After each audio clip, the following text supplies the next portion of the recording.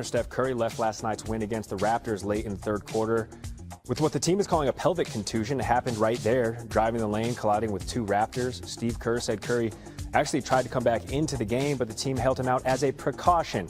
They play next Saturday in Atlanta. Here's Draymond on the injury. He hit that ground hard. You can hear it. It's crazy. Obviously, a very scary moment for us, for him. Hopefully he's good.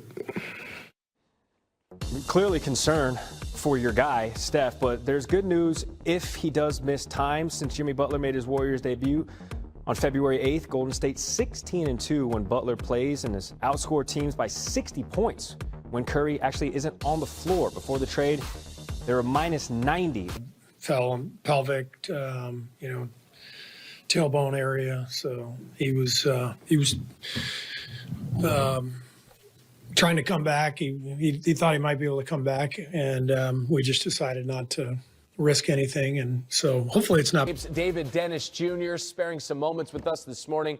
David, the Warriors currently 6th seed in the Western Conference, but they're just a game and a half out of the play-in. So earlier this week, Steve Kerr saying of Steph that he's exhausted from carrying the team for a month. How do you think Golden State should manage Curry's injury now moving forward? Well, first of all, happy 17th anniversary of Stephen Davidson beating Gonzaga in March Madness. For all those who celebrate, I think it's going to be a federal holiday any day now. Now, in terms of the Warriors and what they're going to do, from this injury, from what I understand, is a very painful injury, similar to the injury that he had in his tailbone a couple of years ago. So he's going to be out a few games. But this is what you bring Jimmy Butler into the Warriors for. You bring him in for these times when Steph Curry cannot play. If this had to happen in January or December, you'd say that this Warriors team is in real trouble. But Jimmy Butler's coming off of a triple-double in a game where they beat the Milwaukee Bucks without Steph. And you have coming up Hawks, Heat, Pelicans, and Spurs, which are all winnable games.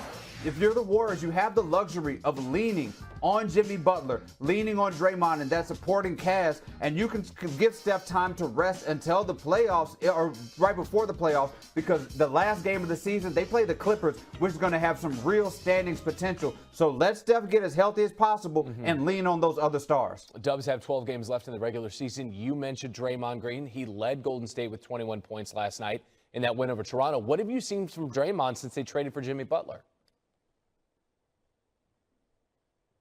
So, first of all, we cannot go further without talking about last night. Draymond shot 14 threes last night. That is a guy that is clearly feeling himself on the court.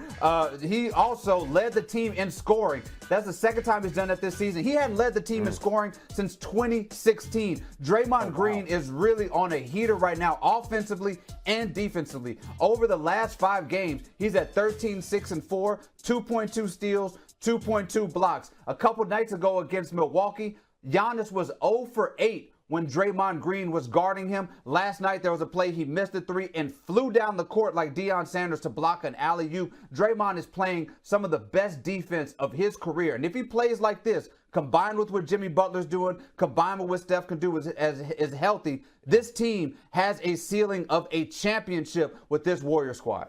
Okay, we're going to bookmark that. 18 of Green's 21 points coming in the first half is most in any half since 2018. And just going back 17 years on this Davidson Day for the Davidson Wildcat, what class are you down at Davidson there, David? I was a senior. I was sitting in my dorm room watching the game. Had a little bit of bad food that night before, so I was doubled over. But you're able to provide yourself and your teammates rest.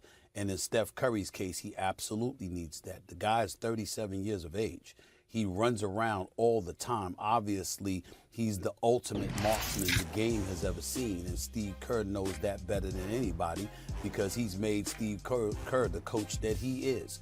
And so when you take all of those things into consideration, one must say, all right, how much can one individual take? He's 6'3", he's not 6'9", can't post anybody up. All right, can't play with his back to the basket and score points in the lane and stuff like that. He makes his money, shooting the basketball, getting open enough to shoot the basketball, creating space for himself, moving around without the basketball, out conditioning everybody. And when you put that kind of load on him, where he's the guy you're constantly looking for, he's only human. One got to ask themselves, how long can you last? And I think that, they've tried. They went out and got him help.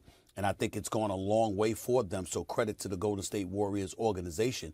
But it doesn't negate the fact that there was entirely too much on his shoulders. And even Draymond alluded to that when he talked about how Steph was just, I don't want to put words in his mouth because I don't remember exactly what he said. But he talked about how it was a lot on him. And it was clearly wearing him down until they got Jimmy Butler. And Jimmy Butler revitalized them. It still doesn't negate the fact that everything goes through Steph Curry. And it's a lot to put on his shoulders. So I don't think that Steve Kerr was exaggerating about that at all. Is you talking about mental or physical fatigue? Because he's playing the fewest minutes since 2017, 2018. Also, his 18 shot attempts, that's what his career average is, 18 shot attempts a game. Everything, for the most part, rebounds and assists are what they are. So are you saying he's mentally or physically fatigued? Stephen A., isn't that what we ask about superstars? Is to put that burden? I never remember you having this when we were talking about GOAT James. You never said he was tired. You never said he needed a rest. That's not true. That's not true. That's true. false. When you said I'm very disappointed because it shows you wasn't watching me as much as I thought you did. There have been times when I've said that. As a matter of fact, let me give you a heart attack right now. Do you know I've been on the record? Do you know I've been on the record in the past and I've gone like this? Man, stop judging LeBron from November to April. Come to me in April, May, and June. That's what his career is about. Leave that man alone. I've actually said that in the past. I know your GOAT James hears what he wants to hear when he wants to hear it and doesn't hear other stuff like you do as well. Y'all go conveniently deaf at times, but these things have been said about LeBron James. You do realize, like when LeBron was 37, he was averaging 30 a night? You realize that, Stephen A.? When he was 38, he was averaging 29 a night? Well, he's 6'9", 260. No, he's 6'9". Damn. No, he's 6'9". Damn. I have a question. Yeah, pushing people around. I have a question, Unc. When we talk about guys who deserve a little bit of rest, we tend to go with the legends, LeBron James, Kevin Durant, and Steph Curry. Since the opening tip back in November, who has had more help? Steph, KD, LeBron. How would you rank it? Probably KD, because he got Book and Bill. And LeBron until he got what was Anthony Davis? Luka. What was Anthony Davis? Chopped liver? Well, you're right. That's Anthony my Davis. point. Anthony. Thank you. Yes. So those other players, hold on. I'll let you go, big bro. Okay. Those other players have had consistent help, especially as number 2 options. LeBron James had AD. Now he has Luka Doncic, Kevin Durant, Devin Booker, Bradley Beal, Steph Curry to start the season, the first 40 or so games. He had, what's the song? Nobody, baby. He really didn't have much help. Golden State Warriors, because they've looked pretty good with Jimmy Butler. Well, they're in a tough spot in the standings because they had a rough December and January, but they are still time and there's still maneuverability in the West. And if they can somehow, the goal, and Steve Kerr has said this, get to 6th. Get to 6th, because last year they didn't make it through the play-in. So if they can get to 6th, they like their chances with Jimmy Butler and Steph Curry. And I respect it. We'll see how this next month and a half goes. We'll see. I mean, listen, there's a lot of experience. When you talk about a Lakers team, you talk about a Denver team and stuff like that, game slows come playoff time. You never know how that could work against them, considering that they're relatively small or thin on their front line. But I got to tell you something.